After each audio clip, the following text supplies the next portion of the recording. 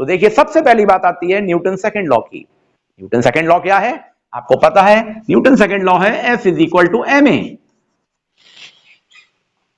कई लोग ये कह देते हैं न्यूटन सेकंड लॉ है, और कुछ लोग कहते हैं न्यूटन सेकंड लॉ है F is equal to delta P upon delta T। जब हम फोर्स लिख रहे हैं F is equal to ma, यानी कि force is equal to mass into acceleration लिख रहे हैं। यहां पे हम कह रहे हैं change of momentum with respect to time. ये दोनों इंटर रिलेटेड चीजें हैं जो आपको बिल्कुल क्लियर होनी चाहिए।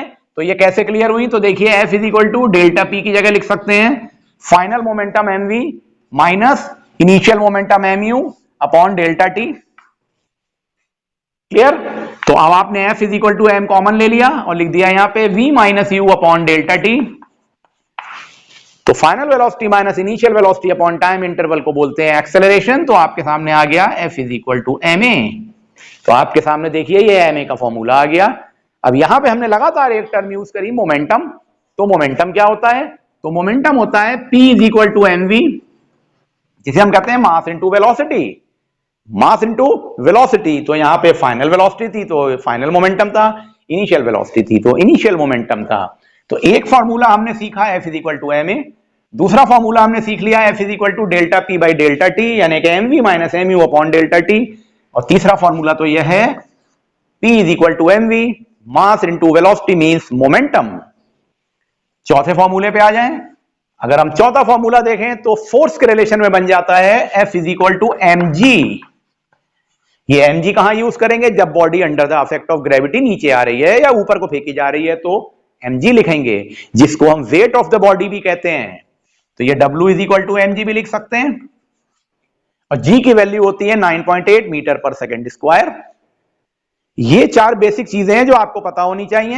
एट द सेम टाइम इनकी यूनिट्स की बात करें तो देखिए यूनिट फोर्स की यूनिट होगी न्यूटन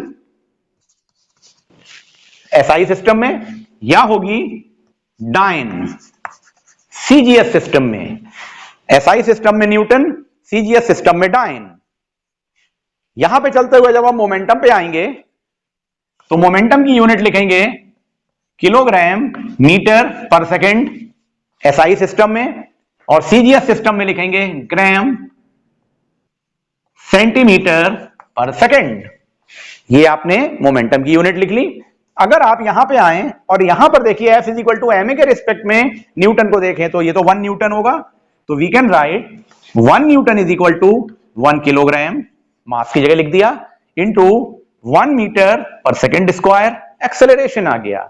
तो आपको यह भी ध्यान रखना होगा, कई प्रॉब्लम्स ऐसे बन सकते हैं जिसमें न्यूटन को kilogram metre per second square के रिस्पेक्ट में बोला जाएगा।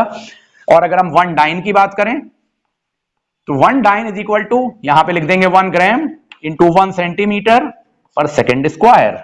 तो आपके सामने ये डाइन भी आ गया, न्यूटन भी आ गया। इसका मतलब डाइन और न्यूटन भी आपस में इंटर रिलेटेड हैं। किस तरह से होते हैं, ये फॉर्मूला आपने पढ़ा हुआ है, 1 Newton is equal to 10 to the power 5 dance.